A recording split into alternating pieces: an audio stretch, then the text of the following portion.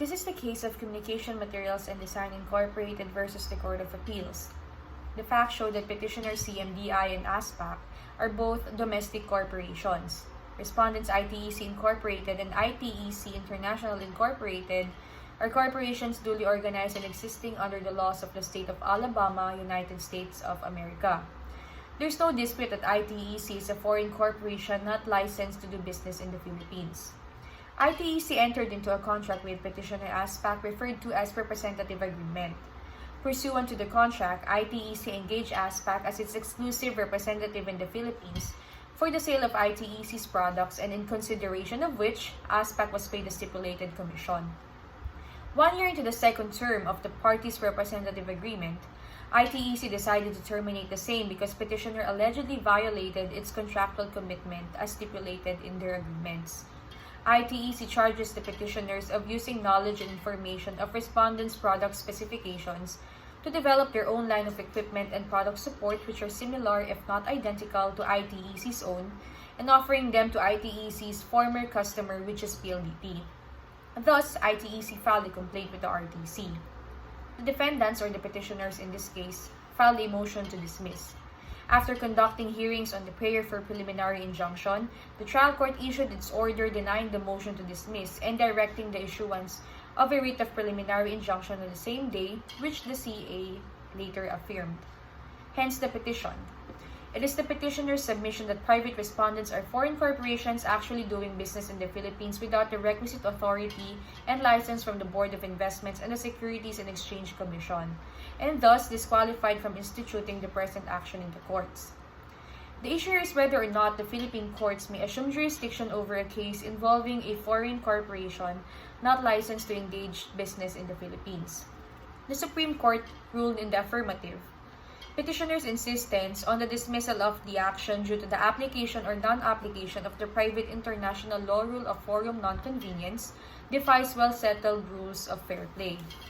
According to petitioner, the Philippine court has no venue to apply its discretion whether to give cognizance or not to the present action because it has not acquired jurisdiction over the person of the plaintiff in the case, the latter allegedly having no personality to sue before the Philippine courts. This argument is misplaced because the court has already acquired jurisdiction over the plaintiff in the suit by virtue of its filing the original complaint. And as already observed, petitioner is not at liberty to question plaintiff's standing to sue, having already acceded to the same by virtue of its entry into the representative agreement. A foreign corporation doing business in the Philippines, although not authorized to do so like respondent, may sue in Philippine courts against a Philippine citizen or entity who had contracted with and benefited by said corporation. To put it in another way, a party is stopped to challenge the personality of a corporation after having acknowledged the same by entering into a contract with it. And the doctrine of estoppel to deny corporate existence applies to a foreign as well as to domestic corporations. One who has dealt with a corporation of foreign origin as a corporate entity is stopped to deny its corporate existence and capacity.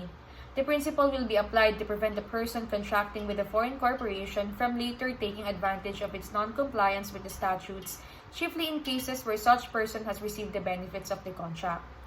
By entering into the representative agreement with ITEC, petitioner is charged with knowledge that ITEC was not licensed to engage in business activities in the country, and is thus stopped from raising in defense such incapacity of ITEC having chosen to ignore or presumptively take advantage of the same.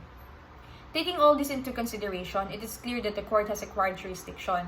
Now it is for the Philippine court, based on the facts of the case, whether to give due course to the suit or dismiss it, on the principle of forum non-convenience. Hence, the Philippine court may refuse to assume jurisdiction in spite of its having acquired jurisdiction, and conversely, the court may assume jurisdiction over the case if it chooses to do so, provided the following requisites are met. First, that the Philippine court is one to which the parties may conveniently resort to. Second, that the Philippine court is in a position to make an intelligent decision as to the law and the facts. Third, that the Philippine court has or is likely to have the power to enforce its decision. The aforesaid requirements having been met, and in view of the court's disposition to give due course to the questioned action, the matter of the present forum not being the most convenient as a ground for the suit's dismissal, this deserves scant consideration.